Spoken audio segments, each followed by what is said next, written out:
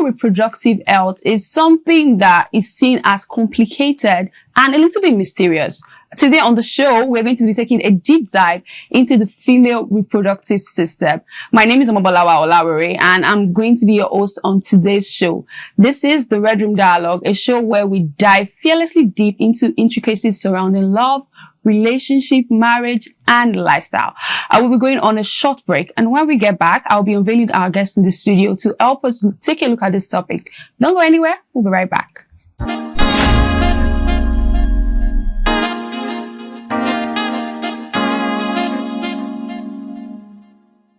And welcome back to the show. This is still the Red Room Dialogue, and our topic for today is high prolactin levels in women. As I said before we went on break, I have some amazing women here with me to help me, look at the topic. Of course, Petra Ude, my ever beautiful co-host. Hello, girl. I am blushing. Thank you so much. It is such an honor to be here as always, my girl. You look take away. Thank you. You look beautiful. And of course, we have this amazing woman. I am so intimidated to be in your presence. Dr. Yemisi Ghaniyat Adunola. Welcome to the show, ma. She is a lecturer with the Lagos State Ministry of Health, Traditional Medicine Board, a public and mental health professional, and a naturopathic consultant. I don't even know what that's. Ma, take your flowers. Thank you so very much. I feel so very great being here, being part of this show. It's amazing. Beautiful. I'm thank you for coming. It's such an honor. I'm so happy. So, doctor, we would like to look at high prolactin levels in women. Okay. I wasn't really familiar with the topic before I came across it, and learning about it has been quite a journey. So, I would like to know what factors contribute to high prolactin levels in women. Okay, before we actually go into the factors that contribute to high prolactin levels in women, let's actually dig first to understanding what prolactin is. Absolutely. Yes. So we're looking first into knowing that prolactinoma is actually a non-cancerous tumor, okay, of the pituitary gland. The tumor actually causes the gland to produce more hormones called prolactin. So prolactin is actually an hormone that is responsible for lactating, that's the breast milk production. Is also responsible for some bodily processes. It's also it's responsible for some development of the breast tissue. Yeah, so that's what prolactin is. So now, when the gland produces excess of the hormones prolactin, is actually called hyperprolactinemia. Okay, is actually called hyperprolactinemia. So. Is there some form of, like, maybe there are some lifestyle choices that contribute to this condition, or like I just want to understand the causes, like what brings it on? Okay, so hormone simply means a chemical that occurs naturally in the body that gives action to the organs. It tells the organs what to do. Now look at the word, a naturally occurring chemical from nature. So having that word alone makes us to understand that causes of high prolactin has a lot to do with what goes into the mouth. That's one part. So the diet. Diet can come as a result of so many things. One, it could be as a result of medical condition. Okay, so the medical condition could also be as a result of like we have certain prescriptions, drugs. Take, for example, some painkillers that contains opioids. Painkillers? Yes, some painkillers, yes, that contains opioids can actually lead to excessive prolactin. We also have some high blood pressure medications, and also some medications that are used for nausea and vomiting. Yes, they've also been associated to high prolactin level. Also, people with cases of chest pain, let's say maybe there's been results of how do I really express it, chest injury, over time, particularly in women, yes, has been traced to having high cases of prolactin in them. Then also physical stress in the Oh, body. yes, That I causes it? actually heard that. Yeah. Physical stress in the body. In fact, there was physical and also mental stress in the body. There was a research that was carried out sometime in 2021, and it was discovered that women with women with the case of MDD, that's a major depressive disorder, were more prone. They had in them high level of prolactin. They were suffering hyperprolactinemia compared to women that were not suffering MDD. So that alone makes us to understand that mental stress also on the body can elevate prolactin in the body system. You've told us a lot of things that can cause this, but I want you to tell us, is it only peculiar to the female body or the women, or it's something that can also happen to the men? Okay, now this is it. The hormone actually is present in both male and female. Wow. Okay, is both present in both male and female, but then hyperprolactinemia is more in women than in men, because once the hormones is being increased, it reduces the other hormones that are being produced by the pituitary gland. Okay. For example, the sex hormones. We're talking about the testosterone for men. We're looking at the estrogen, women, and vasopressin, FSH. So many of these hormones created in the pituitary gland. Once there's an increase, of prolactin, it decreases every other. So the hormones, the sexual hormones, rather the sex hormones that has been reduced, due to the high level of prolactin, it affects the sex urges. Oh. That's number one. Infertility comes in. That's number two.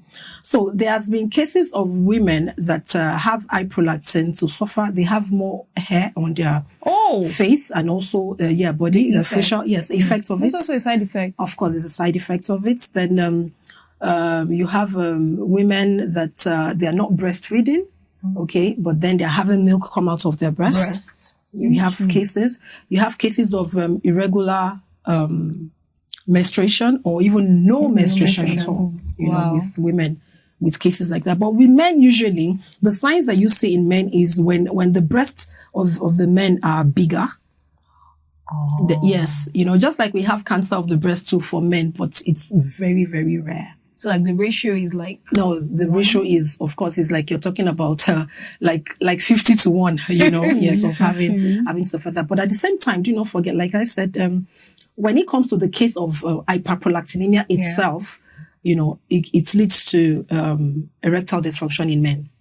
You've touched on the effects of, having hyperprolactin in not just the male body, but also the female body. Okay. Now, what are the symptoms to look out for?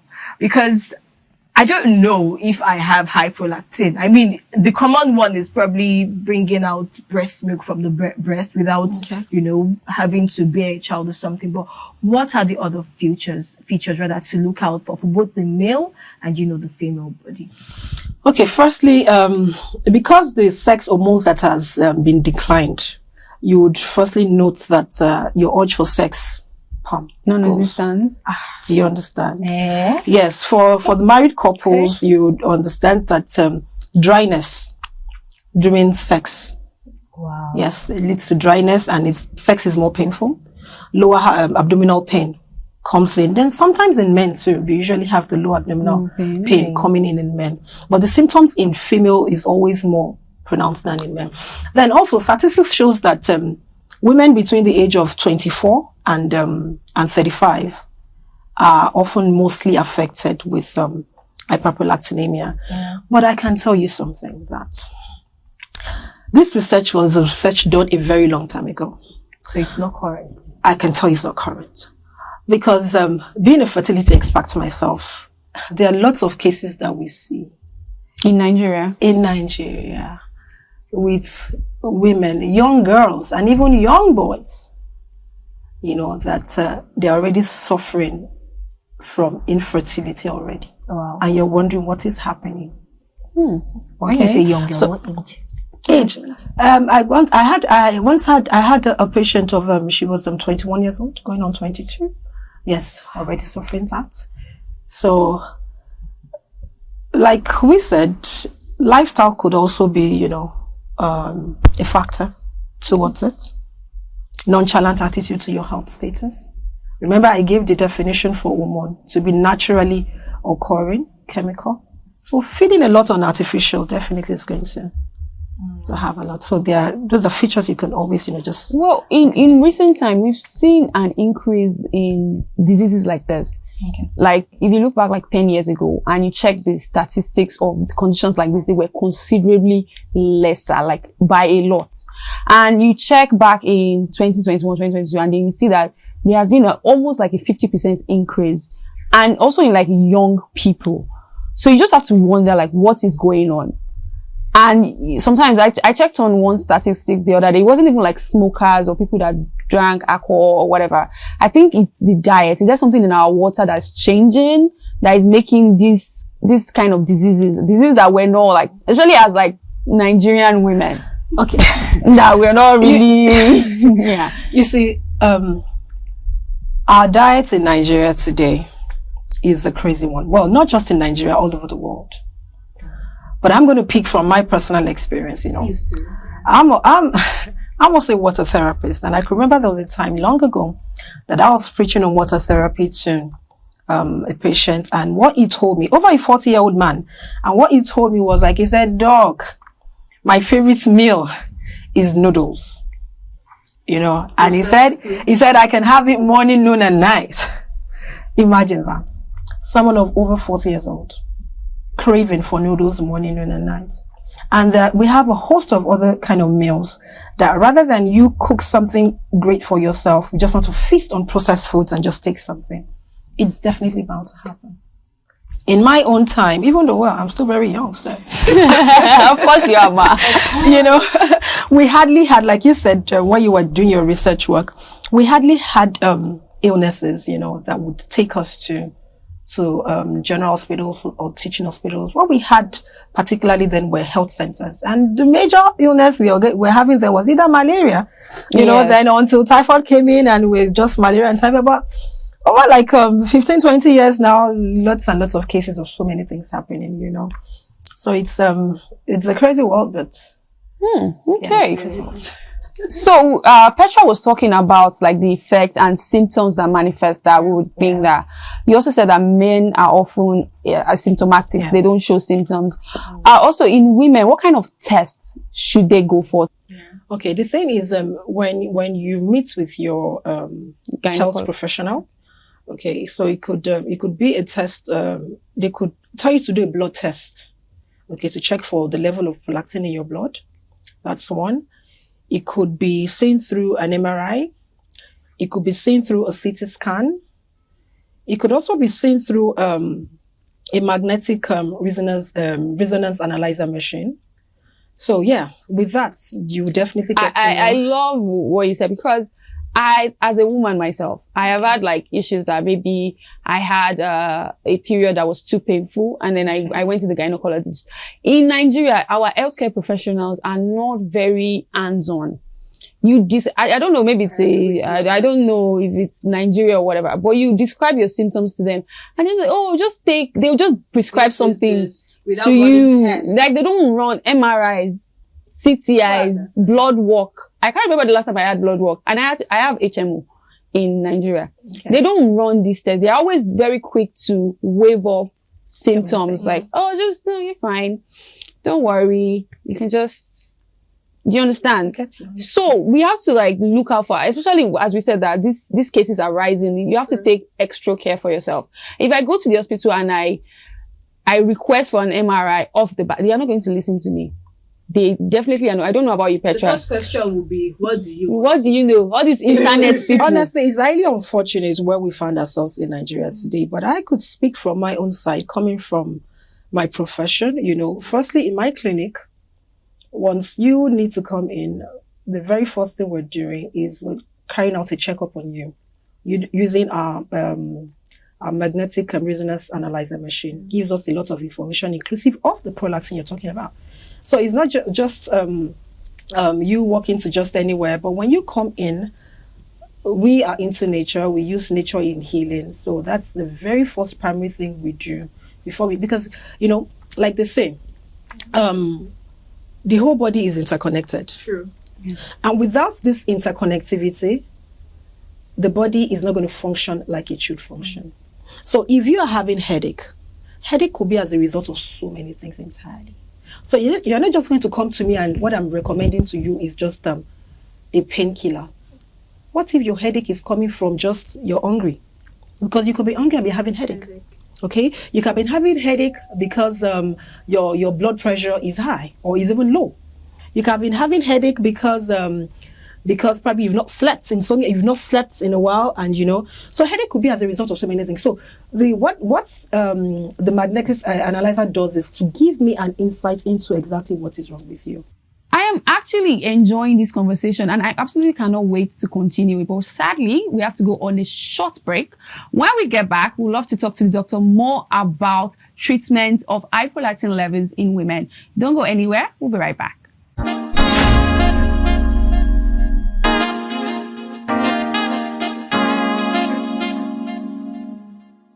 Welcome back. This is still the Red Room Dialogue, and the topic for discussion today is still high prolactin levels in women. Doctor, still good to have you here. Yes. Okay, so I want to move on to treatment of high prolactin levels in women. Is this a condition that can be managed through lifestyle? You said diet plays a major role, so I want to understand, is it a kind of illness that can be managed through changing lifestyle, such as diet, exercise, etc.? What do you think? Okay, like I said, it's not a life-threatening situation. It's not. But just the fact that it comes with certain side effects of, I did had earlier, it also causes vision difficulties. Are you serious? Oh, wow. Yeah, vision difficulties, over time, then infertility and all. But all that is need to be done with hyperprolactinemia, that's the high prolactin, is using the right source of medications to shrink the tumor. That's all you need to do.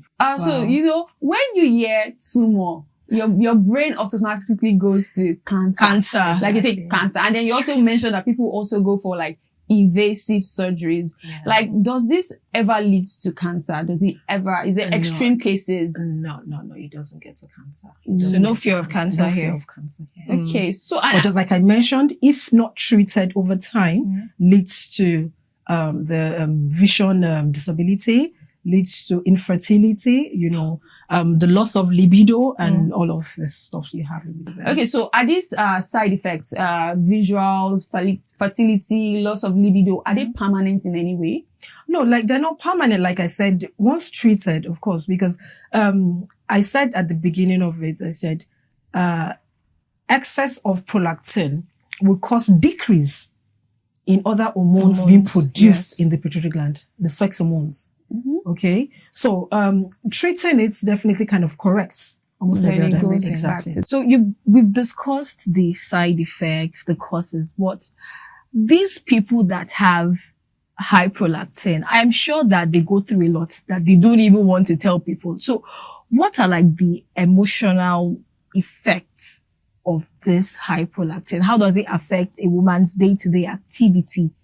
Yes, and I'd also like to add to, and what are the psychological effects too? Because I think that milk coming out of your breast when you don't have a baby to feed is somehow, I don't know how I'm going to feel about it. I honestly don't know. Okay, all right. So, there was something you talked about earlier, and I was actually going to address this from that angle. Now, at every point in our lives, we all experience situations that could be traumatic, to us. And because there's no proper form of healing for us, particularly in this part of the world. Death of a loved one can actually cause even your hormones to be imbalanced. Certain abuses, verbal, physical abuse, and lots of things can, cause some reduction in hormones being balanced. So when we're looking at the psychological effects, That was what you talked about, right? Yes. Of that you can have on someone suffering because you're imagining, oh, I'm not breastfeeding and I'm having milk. It makes you go crazy. Like, what's happening to me? Exactly. But to every problem, there's always a solution. So you don't cry over spilt milk. No, this is something you just need to do. Walk up to your service provider and get yourself properly, because diagnosis goes a long way. You need to actually diagnose yourself. That is what you're suffering from. Is it as a result of high prolactin or something else entirely? Note, properly diagnosed. Self-medication is a no. Don't do Properly diagnosed. And again, self-medication is a no. Now that we've talked about all these things, I think it's safe to talk about the treatment, right?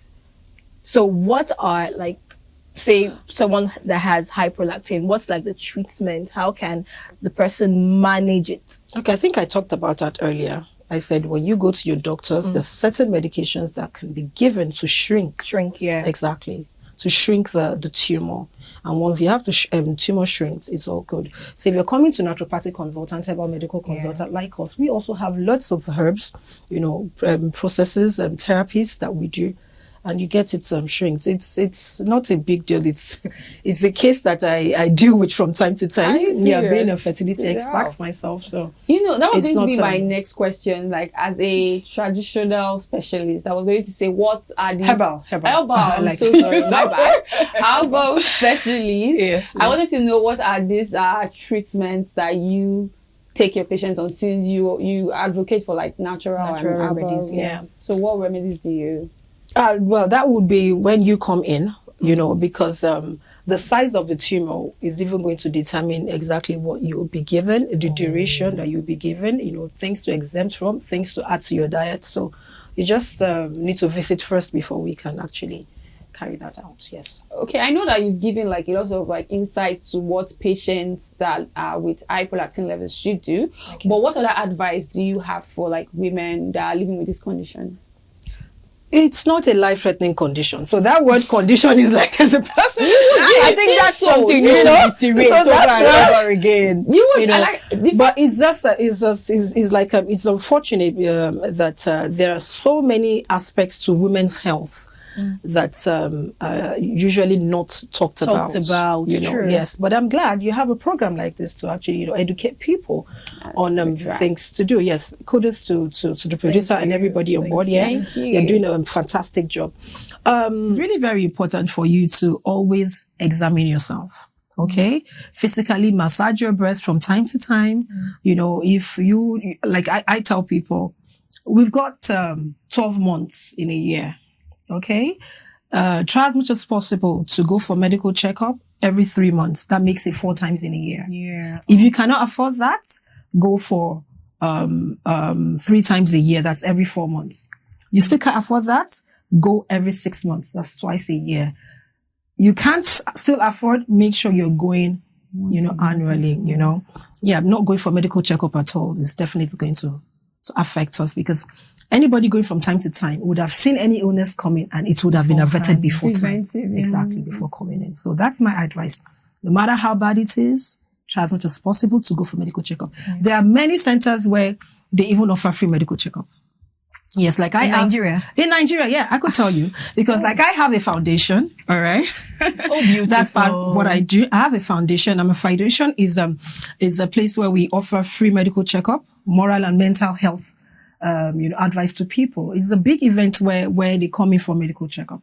There was a time, I think it was in 2022, I think, or 2023, because it's a biannual project I do. Okay. So there was a time we did breast cancer check, and it was free for everybody that was there. Wow. Okay, we had the prostate check for people. It was free. So many are times that we pick on things and we get it free for people. In fact, there was a time we did vision, eyesight check for people. So many things we do from time to time. We want to do the cholesterol aspect, we want to do the sugar level, many things we offer to people. So at times when you hear of free medical checkup, please go for it. Let me just chip in something to you. Do. There was a time, a lady that attends my foundation. She always comes from a program. So she was telling me when I told her I was going to do the breast cancer checkup, and she was like, "Doc, an incident happened. She said a true life that happened in her presence. I said, what happened? And she said this lady was passing by, and while she was moving, a lady that was at the free medical checkup ground saw her and waved at her. So they were talking like, what are you doing here? I came here for medical checkup. Where are you off to? I want to just go and check someone. She said, no, don't check anybody. This thing is free. It was cervical screening. It was free. She said, no, the lady said, she said, you must take it. And to God be the glory, she took the test and she was on stage 2.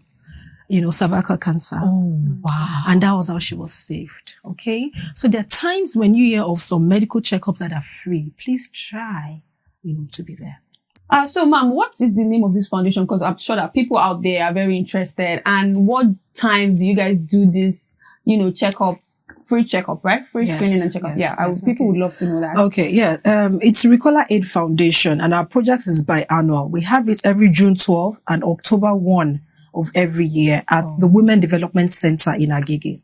That's how we okay, so the next one is in October. Please and 1st of October. 1st of October. Please and please, if you cannot afford to go to a private clinic, please make sure you go. Sorry, let me quickly cut in.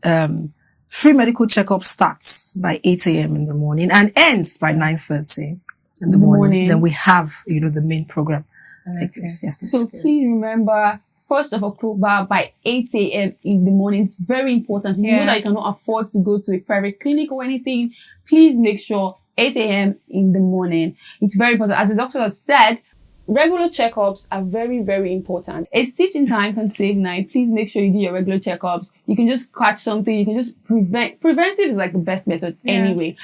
We've come to the end of the show. It was so amazing to have you here, ma'am. Such an honor. It's such an honor. We've learned so much. Yeah. Petra and I'm sure that we're going to go home and just start. Yeah. Thank you so much for coming, ma'am. welcome. Lovely to have you on the show. Thank you so much. It's good to be here. Petra, thank you for coming. As always, thank you for having my back. Am I supposed to not have your back? Kisses for you always, girl. All right. Thank you. And to our beautiful viewers for tuning in week by week, we really, really do appreciate you. But we've come to the end of the episode. You can follow the conversation on all our social media platforms at The Red Room Dialogue. My name is T. Omobolawa Olawere, and see you next time. Bye.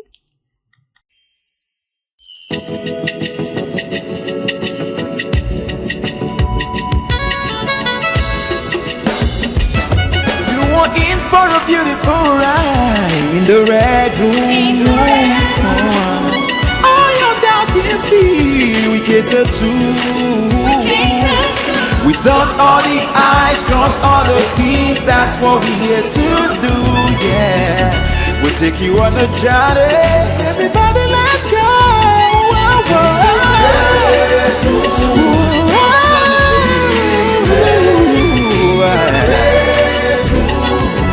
Gonna see your mind. Hey, hey, you better speak.